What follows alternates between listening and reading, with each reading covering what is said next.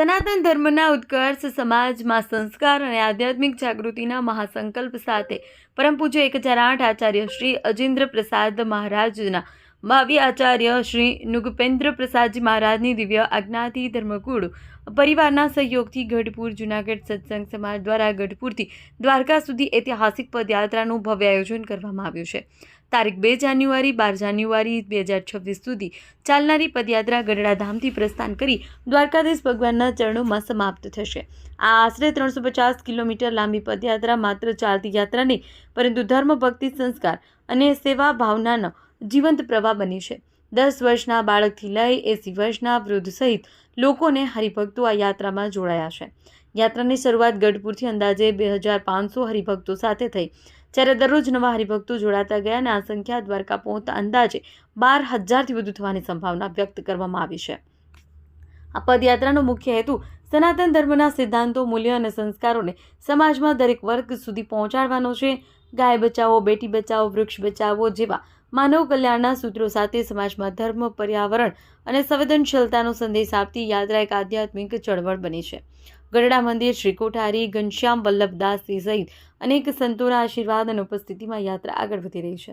પદયાત્રાના ત્રીજા દિવસે આ યાત્રા ગોંડલ તાલુકાના સુલતાનપુર ગામે પહોંચતા સમગ્ર ગામ હરિભક્તિ અને ઉત્સાહથી ગુંજી ઉઠ્યું। સુલતાનપુરના હરિભક્તો અને ગ્રામજનો પદયાત્રીઓનું ચા, પાણી, શરબત તથા સેવાભાવથી ભવ્ય સ્વાગત કર્યું। પટેલ સમાજ, ગોંડલિયા પરિવાર, માતાજીનો મઠ તથા ભાદાણી પરિવારની વાડીમાં પદયાત્રીઓ માટે રાત્રિ રોકાણની સુવ્યવસ્થા કરવામાં આવી।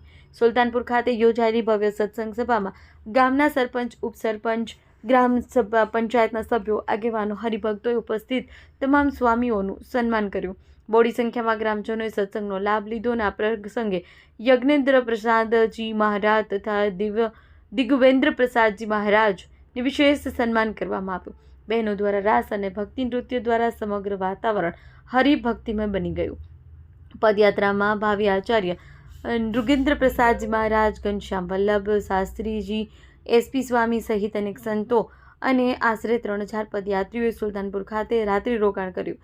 યાત્રામાં મેડિકલ સેવા, ભોજન વ્યવસ્થા, પીવાનું શુદ્ધ પાણી, આરામ, નિવાસ જેવી તમામ સુવિધાઓ ઉપલબ્ધ રાખવામાં આવી છે, જેથી કોઈ પણ પદયાત્રીને અસુવિધા ન થાય।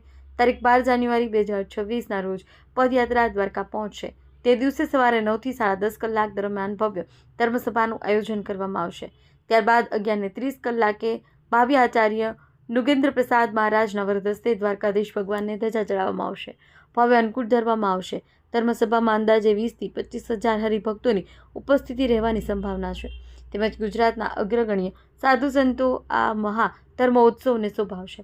સુલતાનપુર ખાતે પધારેલ પદયાત્રાનું ગામ લોકો, આગેવાનો, હરિભક્તો દ્વારા ભાવપૂર્વક સ્વાગત કરવામાં આવ્યું હતું। અનેક પરિવારોએ પદયાત્રીઓને પોતાના ઘરમાં રહેવાની સગવડ આપી ભારતીય સંસ્કૃતિ, સેવાભાવ અને હરિભક્તોની જીવંત ઝલક રજૂ કરી હતી। રિપોર્ટર કમલેશ રાવરાણી, સુલતાનપુર। ગઢપુરથી દ્વારકા અમે પદયાત્રામાં નીકળ્યા છીએ। સુલતાનપુર આજ રાત રહ્યા છીએ। 6 થી 7,000 માણસો છે।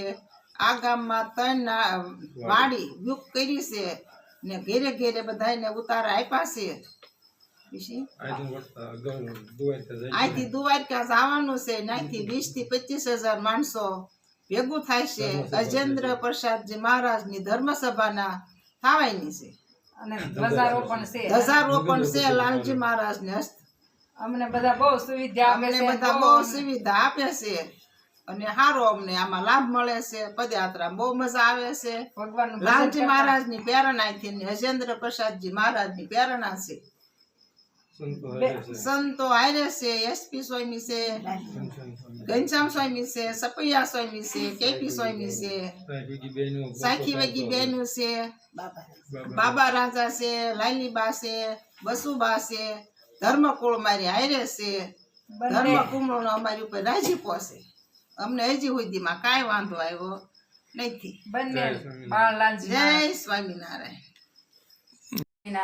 અમે 2 તારીખે ગઢપુરથી દ્વારકા જવા નીકળ્યા છીએ અને અમે અત્યારે ત્રીજી રાતે સુલતાનપુરમાં રહ્યા છીએ। અમને બધા ગામો ગામ બહુ બધાએ સરભરા કરી અને અમને બહુ હાંસવા અને સુલતાનપુરમાં 5 થી 6,000 માણસ થઈ ગયું છે અને 3 વાડી બુક થઈ ગઈ, ભરાઈ ગઈ છે અને બધા ઘરો ઘરે અમે રહેવા ગયા, સુવા અને ગયા છીએ। અમને બહુ તેને હાંસવા છે અને એનો અમારે આભાર અમે માનીએ છીએ અને અમે દ્વારકા જતા 20 થી 25,000 માણસો થઈ જાય છે અને ત્યાં ધર્મસભા થવાની છે આચાર્ય મહારાજના હાથથી ધ્વજારોપણ છે અને સત્સંગ સભા થાય છે અને અમને બહુ મજા આવે છે ભગવાનનું ભજન કરતા જઈએ છીએ ધર્મકુળ અમારી હારે છે અને બાબા નાના બાળલાલજી બે હારે છે અને બચુબા બે લાલી રાજા અને સંતો ભક્તો અને ત્યાગી બહેનો અને અમે બધા બહુ જ સત્સંગ કરતા કરતા જઈએ છીએ અને અમને બહુ મજા આવે છે જય સ્વામિનારાયણ શ્રી સ્વામિનારાયણ મંદિર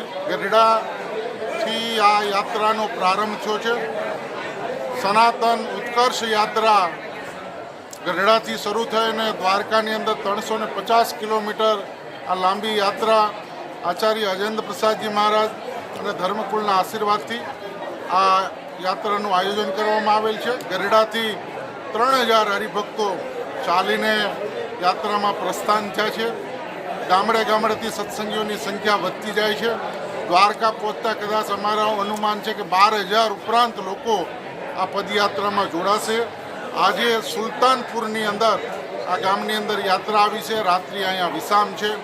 ગામના સમગ્ર ગામના લોકોની ખૂબ હૃદયની ભાવના અને ઉમળકાથી આ યાત્રાનું સન્માન કરવામાં આવેલ છે. અહીંયા રહેવા માટેની સુંદર વ્યવસ્થાઓ સમાજ દ્વારા જે વાડીઓ નિર્માણ કરવામાં આવી છે ત્યાં 3 વાડીઓ આ સંઘની અંદર સોંપી દેવામાં આવી છે. પણ અમારી સંખ્યા ખૂબ વિશાળ સંખ્યાને હોવાને કારણે હજી પણ થોડી જગ્યાની આવશ્યકતા થાય એવડો મોટો સંઘ થઈ ગયો છે.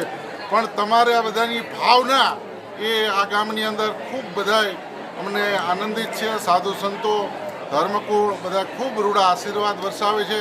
અને આ તો સૌરાષ્ટ્રની ભૂમિ છે. કોકદી ભૂલો પડ શામળા તને ગોકુળ ભૂલાવી દઉં એવું આ સુલતાનપુર રૂડું રૂળિયામનું ગામ અને બધા નગરજનોની ખૂબ ભાવનાથી અહીં બધા સંઘના લોકો ખૂબ આનંદિત છે. અને આવતીકાલે વહેલા સવારે અહીંથી જેતપુર તરફ સંઘ પ્રસ્થાન કરશે અને 12 તારીખે દ્વારકા પહોંચશે અને ત્યાં 20-25,000 માણસો અને ધર્મકુળની હાજરીની અંદર સનાતન ધર્મસભા ભરાશે અને દ્વારકાધીશની ધજા ધર્મકુળના હાથે ચડશે. જય સ્વામિનારાયણ. મારું નામ છે ગોબરભાઈ વેકરિયા. આજે અમે ગઢપુરથી દ્વારકા પદયાત્રામાં જઈ રહ્યા છીએ અને પરમ પૂજ્ય ધર્મ ધુરંધર 1008 આચાર્ય શ્રી અજેન્દ્ર પ્રસાદજી મહારાજની આજ્ઞાથી તેમજ ભાવિ આચાર્ય શ્રી નુગેન્દ્ર પ્રસાદજી મહારાજના રાજીપાથી અને ગઢડાના અમારા કોઠારી શ્રી ઘનશ્યામ સ્વામી એના માર્ગદર્શન નીચે આ પૂરો સંઘ જઈ રહ્યો છે ગઢપુરથી દ્વારકા.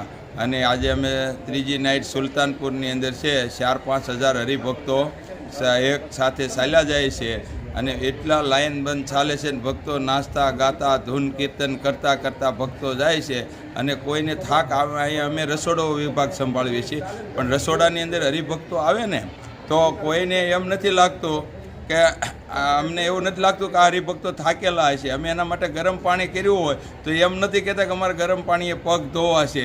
એટલી મહારાજની મોજમાં હાલ્યા જાય છે અને બધાને બહુ મજા ગમે એને પૂછવી તો કે બહુ મજા આવી અને બધા ધૂન કીર્તન કરતાં કરતાં ભજન કરતાં કરતાં છેલ્લો જન્મારો કરવા માટે જેમ આપણને એમ લાગે આ ભક્તોનો બધાને છેલ્લો જન્મ થઈ ગયો એવી રીતે ધૂન કીર્તન કરતાં કરતાં બધા ભક્તો જઈ રહ્યા છે.